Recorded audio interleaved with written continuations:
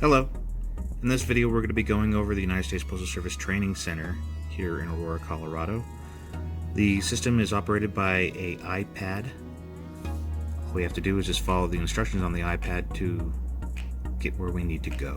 We're going to go ahead and press the iPad itself. As soon as we press the iPad, the system is going to turn on all televisions and go to the cable box by default. If we need to change the input selection, we have our input buttons at the top row. We have laptop, PC, the Cisco codec, Comcast tuner, presentation camera 1, and presentation camera number 2. If we look to the left side of the touch panel, we have the display buttons for on and off in case you want to get immediate attention to the presenter. They can turn the television off just so we don't have any wandering eyes in the classroom.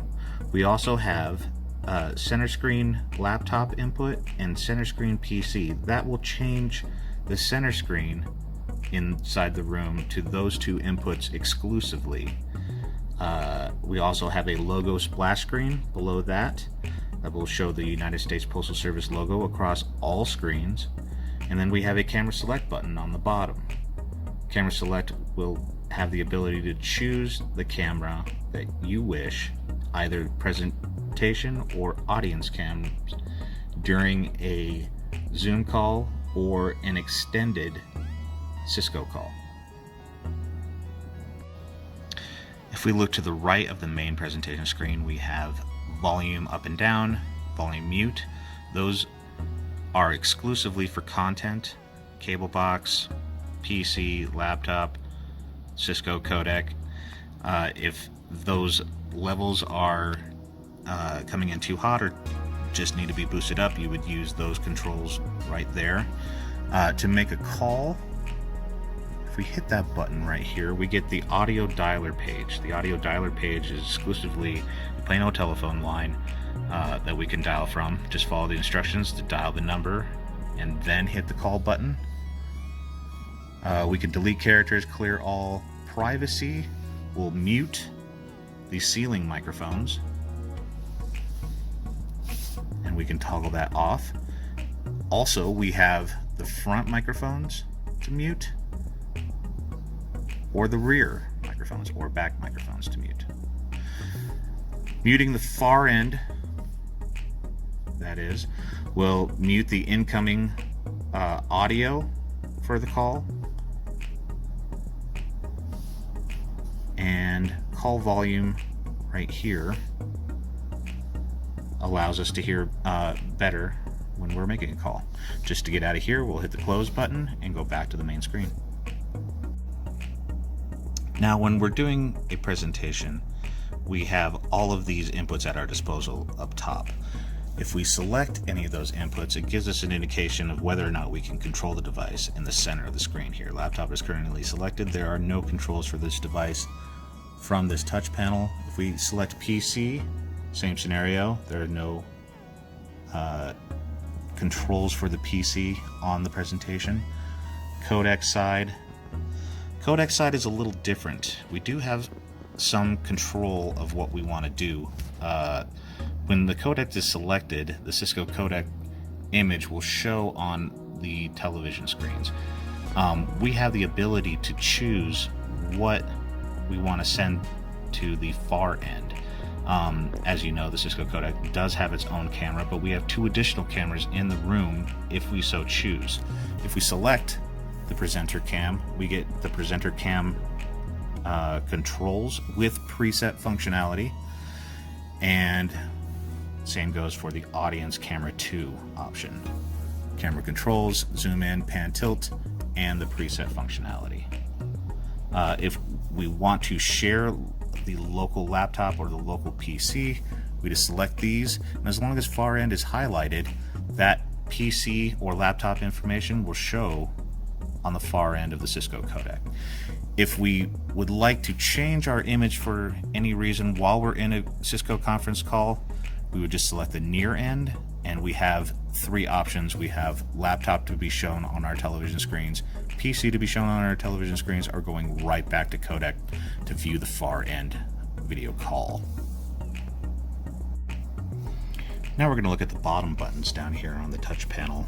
We have the help indicator, which is just Logic Integration's phone number in case we need any assistance further than what your staff can provide.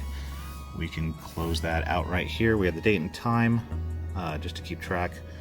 For the presenter portion, we also have room mode. Room mode gives us 3 options for what the touch panel needs to show. In presentation mode, it quickly goes to PC output for all the televisions, like so, and just puts us back in the presenter option main screen. If we select video conference mode, it sends the image quickly to Cisco codec for all the televisions and then gives us the option to choose what we want to send to the far end.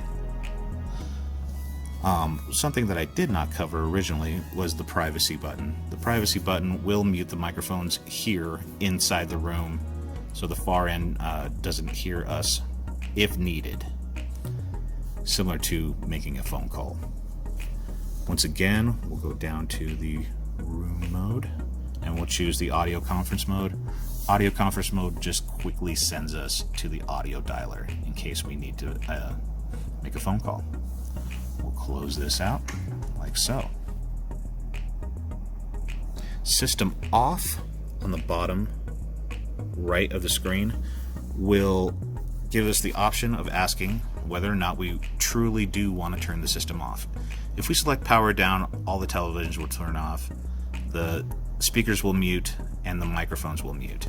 If we hit cancel, it will bring us right back to the screen we were in. So here is an audience view of our training room right now. We have 4 televisions, 3 up front, and we have a conference monitor in the back corner. Cisco codec is on a temporary cart right now, and it has its own camera, touch panel, and such. Now, if we turn on the system, like I'll do here right now, all of the televisions are going to turn on, and by default, the video is going to go to the cable box. Why the cable box? The cable box is always going to have an image. The rack computer often goes to sleep, and laptop is based on whether or not we have that connection. Cisco codec is whether or not the codec is actually plugged in, but the cable box is always sound. So by default, just to verify to the operator that the system is working, we have it going to the Comcast cable box right away. If we do have Cisco codec selected, we'll usually see a prompt with our local camera input, and that particular image is from the onboard codec.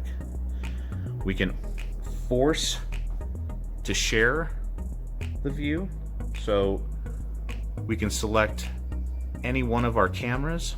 Right now this is the presenter cam that's selected, and on the touch panel right now we have the presenter's cam controls, and we can choose preset inputs to move the camera around as needed for the meeting.